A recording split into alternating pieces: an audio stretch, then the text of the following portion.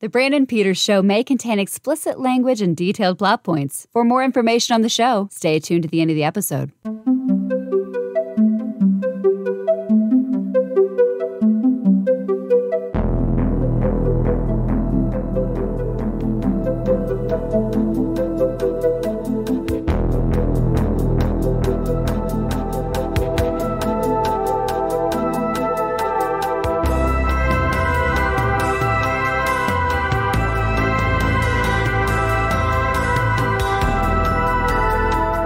And now, here's Brandon.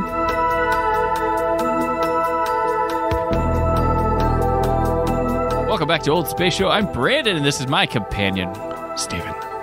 Hello.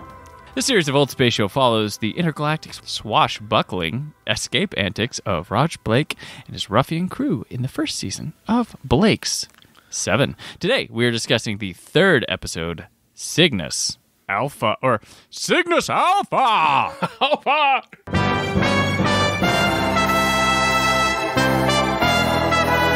Commandeering an alien... No, I'm not going to do the whole thing like that. Commandeering an alien spaceship, Blake, Jenna, and Avon make for Cygnus Alpha on a rescue mission.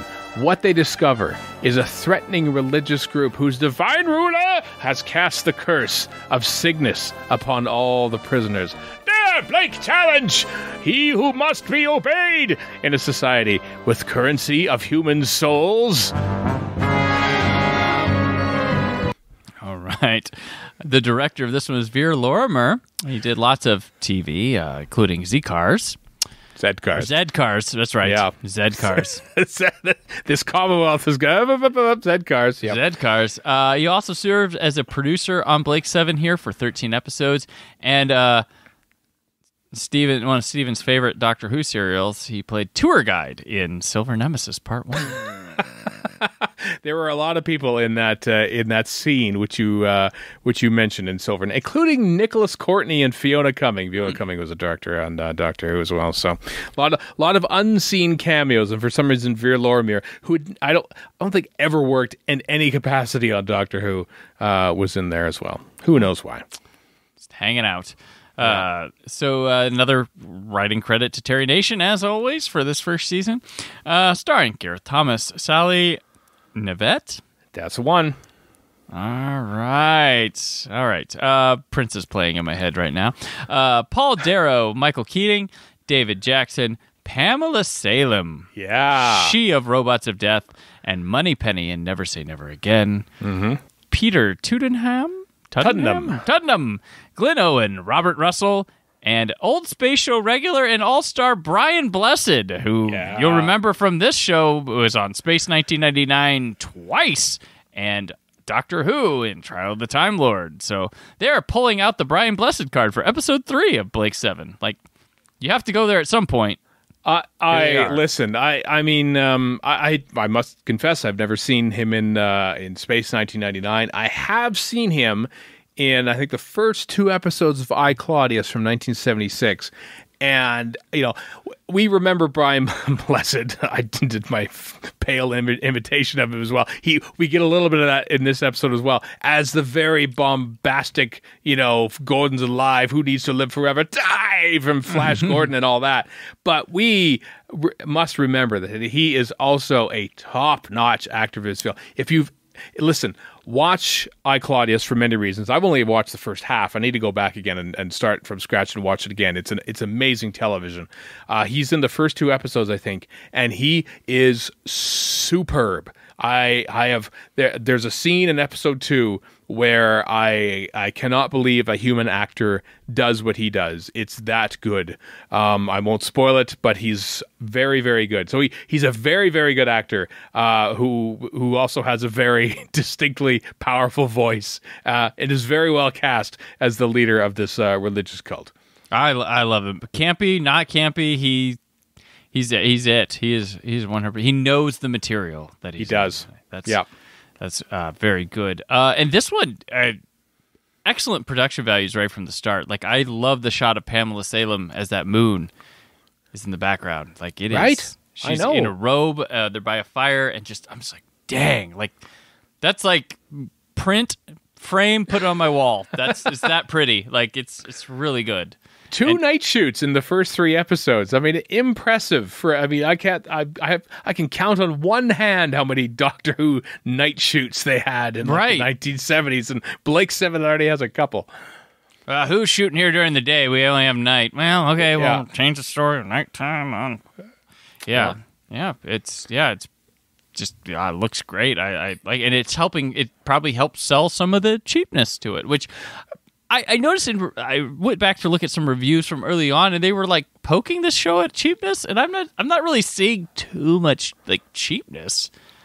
No, but think about when this show came out. So we're in January of 1978, and this is so fun that, obviously this wouldn't happen nowadays. Movies come out one place, they pretty much come out everywhere at the same time, give or take a week or two. Star Wars only showed up in the UK in late 1970, I think December 1977. It finally reached the UK after being obviously a phenomenon in North America, and so people were just now being introduced to Star Wars and what that looked like, and then you get something that looks like Blake Seven. And it's funny because as this season goes along, there are a couple, you can almost tell where people have not seen Star Wars who make Blake Seven, and people who have now seen Star Wars and they make Blake Seven, because there's some very conscious, we need to sort of like up our game a little bit, or perhaps they were inspired by Star Wars a little bit and putting some different action sequences in. So this is a very interesting time for science fiction. When Blake Seven was conceived, Star Wars was nowhere in anyone's imagination, and now by the time it's actually coming to air, it's in everybody's imagination, and it's what everybody's comparing science fiction to. Yeah. Blake Seven's literally in that transition, because everybody always likes to point out that like the year before Star Wars, science fiction was Logan's Run, and then jumped to start, and Blake Seven's kind of like in the middle of like trying to like, oh, well, we were doing that, but now we need to shift gears really fast. Yep. To go there. And it's not an institution like Doctor Who where it can just be what it was, because that's what we expect, that's what it always has been. And Doctor Who kind of figures out itself and how to best utilize its budget a lot of the times too, which I was just talking about in the Sylvester McCoy first era, where I feel like Delta and the Bannerman is where they figure out what they can do production-wise best with that show. For that season, like for the rest of McCoy era, is kind of that feels like the one where like, okay, this is where we can go and best serve ourselves production wise. Yeah, where we can spend the money and where we can save it elsewhere, kind of thing. Yes, yeah. So yeah, the show in its early episodes here feels like it's about discovery for both the characters and the audience, and it's kind of okay going along at that pace, which I kind of like. Yeah, we learned about what the various tricks of the trade of this new, we learn about the weapon wall, about how you're only able to select one gun at a time, which I think is kind of clever. The teleport obviously gets further hammering the comparison to Star Trek a little bit, because there's teleports there as well.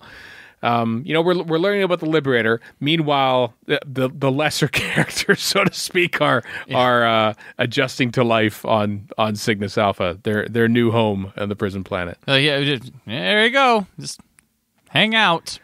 Yeah, I figured they'd be doing some kind of like hard labor on it or something, but it's like no, just go there. Get off the ship. Go. It makes me wonder, like, why are you so concerned about what happens to the prisoners on the ship on the way to Cygnus Alpha when you're literally just dumping them off into the wilderness, and they're just like, fend for yourself. You're free now. We didn't kill you. We just took you to a place where you have no chance of survival. That's pretty much what they did. Yeah, this is kind of what Kirk did to Khan. A little bit, yeah. A little bit, but... This is Cygnus Alpha 5, yeah. Yes. But yeah, so, yeah, the technology, we get the discovery of the ship with it's conceptually alien, and they practice the speeds of the ship. They some amusing shots of them with a fan blowing on their face. Yeah, the blackout effect. Yeah, with a negative hyperspace. We meet Zen, the computer, that takes commands from them, and I do love their reactions to first giving it instruction is kind of funny and genuine. that they're like, I guess standard speed. Yeah. And that's what they call it for the rest of the show. Standard by 6 is basically what their cruise control is essentially. Yeah. Maybe Zen is smart that way, and that just like whatever. I'll adapt to whatever you want to say. If you want to use kilometers, I'll say kilometers. If you want miles. If you say standard, fine. He figures it out. He sort of knows. Okay, stupid humans. All right. And my last master called it zippity doodah speed, but if you want standard, that's fine. Fine by me. Less syllables. All right. Yep. But yeah, the Zen mentions it being called the Liberator, which I think it said took from Jenna's consciousness or something. Yeah. So it was called something else before, but now it's the Liberator. Mm-hmm. With no view screen, or as a view screen, but no dash window or whatnot. It's just nope. It's an alien ship. It's completely different. With these strange sort of like leaning chairs, not even seats at all. Right. You basically sort of lean back, which is alien. There's nice comfy couches in the front because it's very 70s. You need a sunken living room if it's the 1970s. Everything's brown, of course, because like I said, 1970s.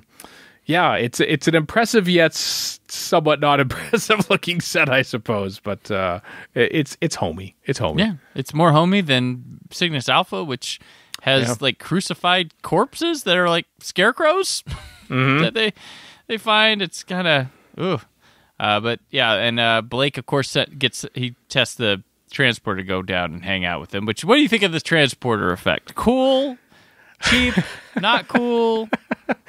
Is it cool because it's cheap? Yeah, exactly. My spouse Erica had for the longest time had the teleporter arrival sound as her ringtone. Wow. So you've had enough of it. Well, what I would often do is it goes zunk, and then I would go ba-da-dum bum bum bum bum bum bum bum. It's not the sound effect and the effect. It's the fact that Dudley Simpson felt the need to punctuate every time they come down with some musical sting as well. So you can't help but think that the actual sound of the teleporter is the teleporter with a little 6-person orchestra playing music immediately after it. Yeah, this is true. It comes with a 6-piece orchestra. Yeah, and it's different. It's slightly different every time. It's not the same snippet of music. He changes it up, but he always has it there, and it amuses me every time. Yeah. So the Cygnus Alpha, it's got a kooky religion thing going on there with Vargas, played by Brian Blessed, and the prisoners are being brought in to be part of it, which they're led there by Pamela Salem. So like, it's Pamela Salem. I'd give it a couple services, see how things work out.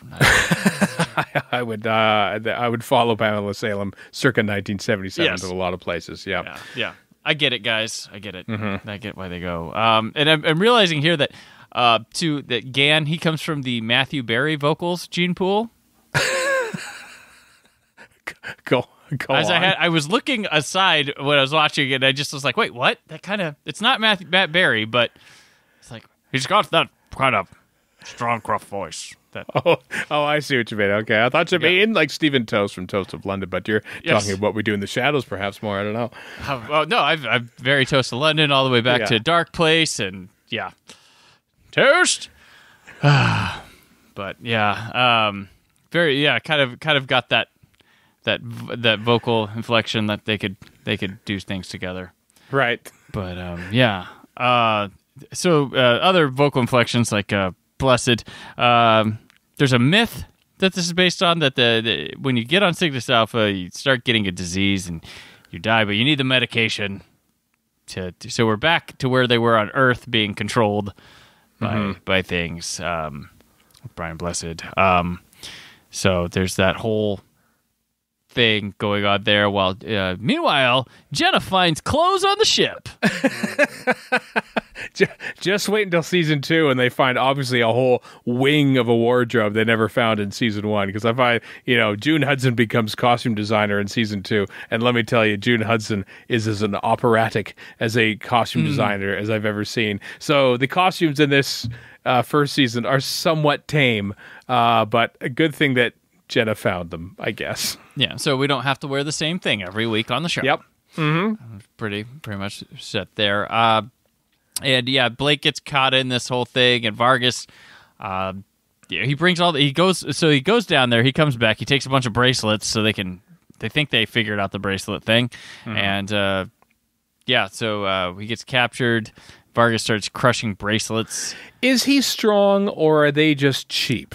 That's because is he supposed to be a superhuman? Because he just sort of, and the funny thing is like we mentioned last week about how, or a couple weeks ago, how Blue Peter showed you how to make teleport bracelets at home using cardboard and stuff. And I feel like, you know what, the teleport bracelets that they showed on Blue Peter were probably a better quality than the actual ones used in the show, because you could hear the styrofoam sort of crinkle.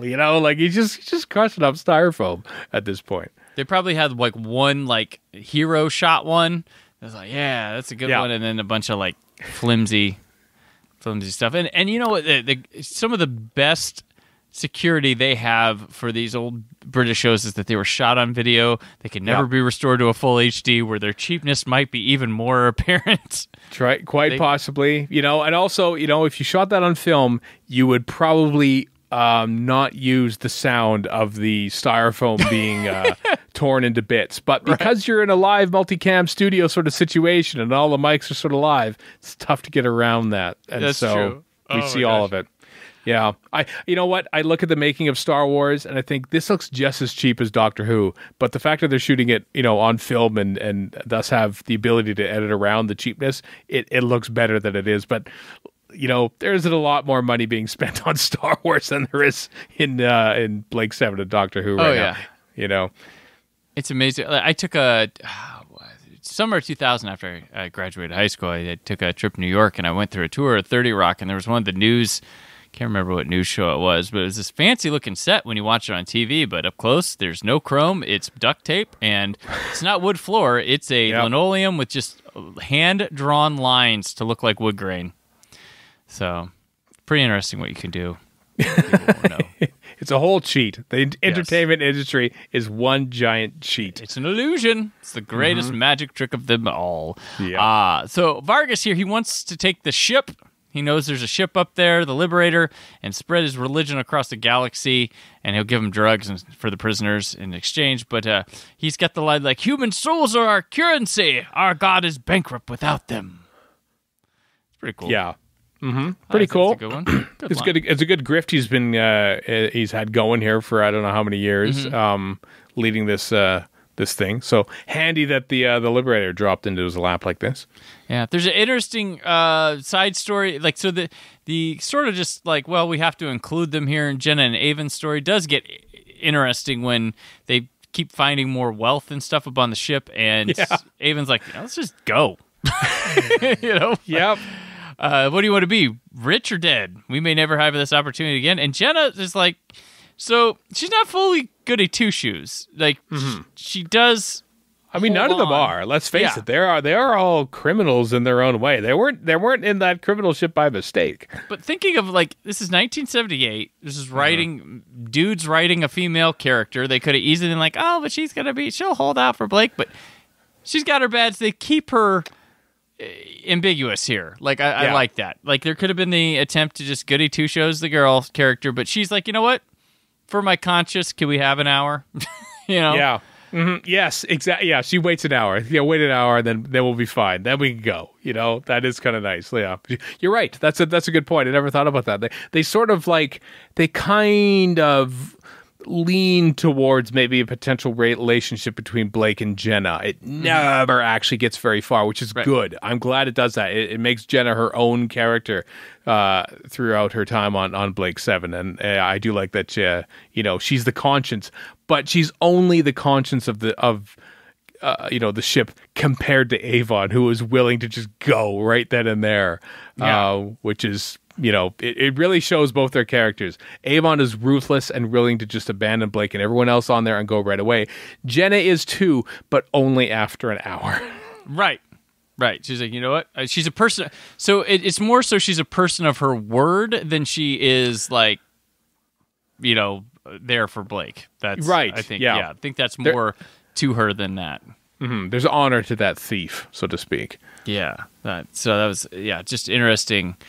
Some of it just like, you think you've got a handle on how things are with the TV back in the days, and then it can surprise you like, oh, well, it's like kind of a clever spin, but that might be Boucher too. Throwing that in there. But yeah, so basically there's a revolt at the church. Some of our potential 7 die. I believe I was doing some reading, and they said Arco and Selman, who two of these randos that die in the revolt, they were close to being part of the 7. There were apparently it was going to be, there was a scenario where it was Blake and then 7 people, and those were 2 of them. That So makes sense. 8 When you think people? about it, Blake and the 7 would make more sense. But then they felt it was too crowded, so I'm not surprised. I mean, it. Let's face it, it gets crowded enough with 6 human characters, let alone 8. So sorry, Arco and Selman. Yes. You had to bow out and lost your chance on board the Liberator. And also, unfortunately, Pamela Salem gets impaled and dies during this. Yeah, it's let me tell you, we mentioned Vera Lormery. This is his first time directing the show. He becomes producer in season 4 and stuff. Not my favorite director. Not my favorite director. I feel like action scenes are not his forte. He always seems to cut after the action has happened as opposed to cutting on the action. Right. It happens a lot in fight scenes throughout this time on Blake 7. And I feel like the scene where I can't remember even who throws the spear on film, and then we see it impale her. She's already impaled on videotape. And, I feel like maybe you should have brought her to the Ealing Film Studio with you when you shot that. Yeah, it's pandemonium. There's no geography to it. It's just action and action, and I want you to see this, and then it's pretty crazy. We end up teleporting up some of the main cast members and our guest star Brian Blessed to the Liberator, where he tells them the disease whole thing's a sham, and he goes, I ruled a small prison planet with never more than 500 people, but with this ship, I could rule over 1,000 planets. And then they shoot him into space, and he blows up. Good thing that he's slowly walking backwards while giving that little speech of his. It is what looks to be like skater shoes or something. Like those are really interesting shoes he's got on. Yes. I don't know what kind of shoes he has back on Cygnus Alpha, but. Yeah, and then he blows up because that's what would happen. You would once you get teleported into space, you instantly blow up. Maybe it is by Cygnus Alpha. Who are we to cast? We just saw Reiko fly. Maybe we didn't get to see him blow up. He was a slower. Yeah. Maybe if you're smaller, it takes a while to blow up. Or maybe they are within the atmosphere of Cygnus Alpha when the Liberator was orbiting it or something like that. So who can tell? We're not the scientists here. Who can tell? Yes. Goodbye, Brian Blessed. Thank you for giving the Blake 7 show street cred in its early. Brian Blessed's blessing. He did bless the. It's tough to cast. Some actors you might see in the same program twice or more as different characters. Very difficult to cast Brian Blessed later on down the line as a different character because Brian Blessed is his own thing. So Space 1999 did it. Oddly enough. But I'm intrigued to see those 2 episodes and compare them because that would be quite something. One of them, he just looks like Brian Blessed. The other, they put some white stripes in his beard and his hair. That'll do and it. He's an alien. So that's how you do it then. That's how you do it. You make a human one time and an alien the next. So exactly. So there's some other Federation ships that find him, but they run away. And Blake said, when we figure out how to handle this ship, we'll stop running, then we'll fight. Yeah. Boom, boom, boom, boom, boom. And then here's wonderful. We get our theme first song. Information from Zed. Oh, that's the first one. Wow. Yeah.